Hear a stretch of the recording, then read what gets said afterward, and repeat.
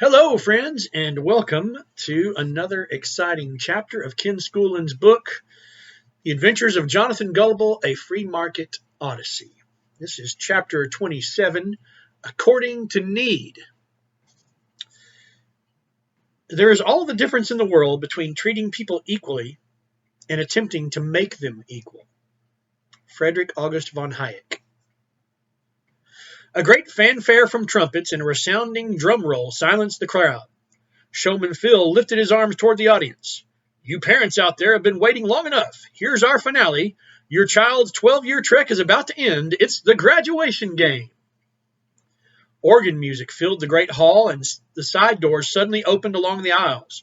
Through them marched students in mortarboards and long black gowns. The crowd broke into another raucous round of applause, occasionally interspersed with whoops and yells. Jonathan whispered to a woman who was standing next to him, What's the graduation game? She half turned her head toward him and replied, This is a contest among the youth of our council schools. She paused briefly to listen to the announcements and then continued, straining to be heard over the noise. It's the culmination of one's formal education. Until now, the purpose of a formal education has been to demonstrate the importance of hard work and diligent performance in the pursuit of knowledge. Tonight, we honor the top students for their competitive success and outstanding achievements, but the ultimate prize, not yet awarded, is the valedictory trophy that goes to the winner of the graduation game. Squinting at the stage, Jonathan saw a thick figure that looked familiar. Who's that greeting the students as they step forward? Why, that's Lady Bess Tweed. Don't you recognize her from the newspapers? She's our distinguished speaker. As a member of the Council of Lords and the queen of politicians, she's the guest of honor, as always, and she loves the publicity. Her profession is simultaneously the most revered and the least respected in the island, so she's perfect for the graduation game. How's the game played? Asked Jonathan. It works like this, said the woman, pressing close to Jonathan's ear. Lady Tweed gives one of her usual prepared political speeches. The students write down all the phrases that directly contradict what they have practiced or learned in school. The one who finds the most contradictions is declared the winner of the prestigious valedictory trophy. Shh! Lady Tweed has begun. Listen. Thus, we have learned about the virtues of freedom, bellowed Lady Tweed. We know how free will and personal responsibility lead to maturity and growth. There you have it, and that is the pressing situation for our fine community.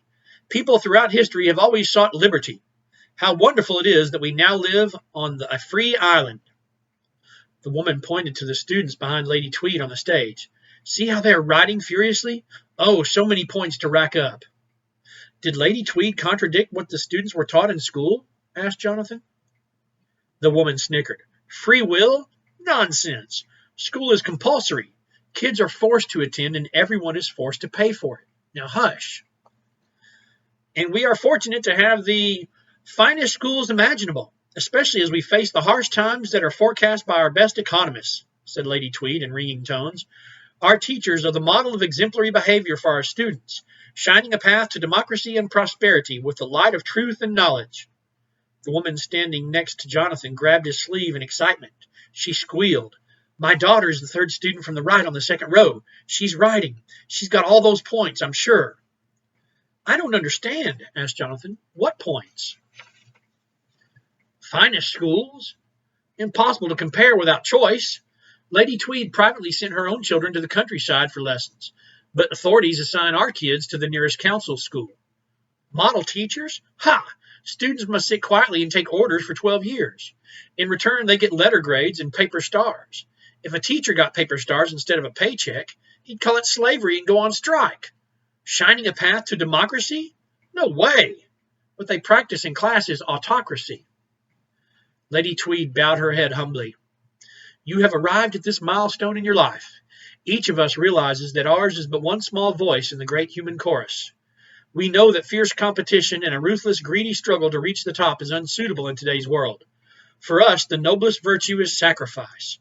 Sacrifice to the needs of others, to the multitudes who are less fortunate. The women almost shrieked with delight. Look at those students go. What a goldmine of contradictions. Great human chorus? Sacrifice? In school, they were always taught to excel, to be their own personal best. And Tweed herself is no slouch. She's the loudest, most demanding, and unscrupulous of the lot. She has succeeded in clawing her way into leadership by every cunning trick imaginable. These students know that they didn't get to this stage today by sacrificing their grades to the incompetent students around them. Jonathan just could not figure this out. You mean in school the students are told to excel personally, and yet upon graduation Lady Tweed tells them to sacrifice themselves to others? Now you've got it, replied the woman. Lady Tweed preaches a changed world for graduates, from each according to ability and to each according to need. That's their future. Couldn't they try to be consistent and teach the same thing before and after graduation? Asked Jonathan. The authorities are working on that, said the woman. The schools function on an old-fashioned tradition that awards high grades for best performance.